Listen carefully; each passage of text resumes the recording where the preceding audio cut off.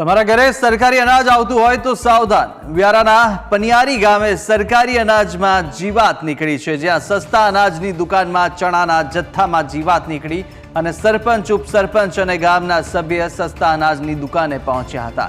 તો આ તરફ સસ્તા અનાજની દુકાનમાં સરપંચે તપાસ કરી અને ખરાબ અનાજનું વિતરણ બંધ કરાવવામાં આવ્યું છે।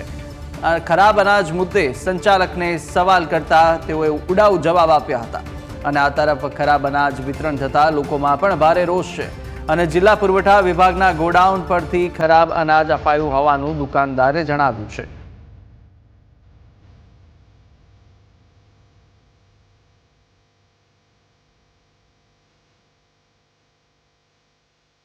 વ્યાજબી ભાવની દુકાનમાં એવી ફરિયાદ થઈ હતી કે ચણા ખરાબ છે, એ કીડાવાળા ચણા છે, આ ખાવા લાયક ચણા નથી। તો પણ છતાં અમે અંકિતભાઈ કરીને એક અહીંયા કર્મચારી છે, એમને કાલે જ મેં સાંજે રાતના ફોન કરીને કીધું કે કાલે સવારથી તમારે ચણા વસ્તુ બંધ કરી દેવાનું, એનું વિતરણ કરવાનું જરૂર નથી, કેમ કે ખરાબ છે। અમે સવારે આવીશું, ચેક કરીશું, એના પછી તમે વિતરણ કરજો।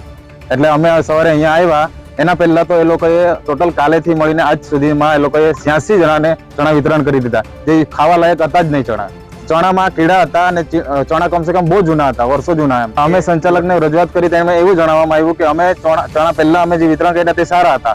તમે એમને એવું કીધું કે તમે ચણા વિતરણ કર્યા તો તમે જોયા વગર વિતરણ કર્યા, તો એમ કે તમે જ્યાં ફરિયાદ કરી દેવાના હોય ત્યાં કરી દેવો। પહેલા તો સારો કટ્ટો નીકળ્યો એટલે સારા જ હશે એમ, પછી મારી પ્રવૃત્તિ ઘણી બધી એટલે હું ધ્યાન નથી દઈ શકતો એમ। હમણાં શું કાર્યવાહી કરવામાં?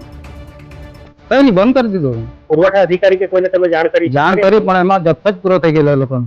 મારા એકલાનો પ્રોબ્લેમ નથી, બધાનો જ પ્રોબ્લેમ છે।